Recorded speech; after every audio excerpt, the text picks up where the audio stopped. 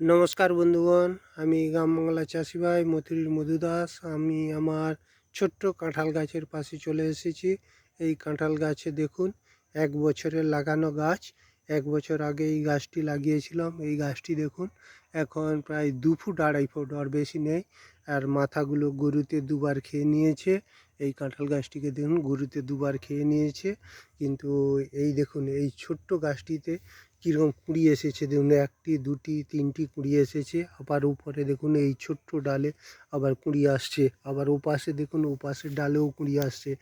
মাত্র 1 বছরের গাছ, 1 বছরে এত ছোট্ট গাছে কাঁঠালের শনি, কি সুন্দর সুন্দর শনি এসেছে দেখুন। এই ছোট্ট ছোট শনি এসেছে। আশা করছি এই বছরই এই গাছটা, এত ছোট লাগানো গাছে কাঁঠাল হবে।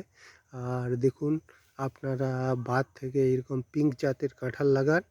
আর ছোট্ট ছোট গাছে 1 থেকে 2 বছরের গাছে আপনারা ফল পাবেন।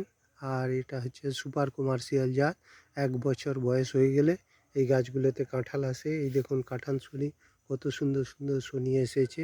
আর এইগুলো যখন বড় হবে খুব ভালো লাগবে। আপনারা এই হর্টিকালচারে আসুন, এই আম চাষ করুন, কাঁঠাল চাষ করুন, গোল্ডেন এইট জাতের পেয়ারা চাষ করুন। অত্যন্ত লাভজনক চাষ এগুলো। আর এগুলো যারা শিক্ষিত বেকার যুবক যুবতীরা আছেন, আপনারা এই সব হর্টিকালচারে এসে এই সব লাভজনক চাষ করুন। এই কাঁঠাল চাষ, আম চাষ আর গোল্ডেন এইট পেয়ারা চাষ করুন। করলে খুব লাভ করতে পারবেন। নমস্কার বন্ধুগণ, এই বলে আমি আমার ভিডিও শেষ করছি।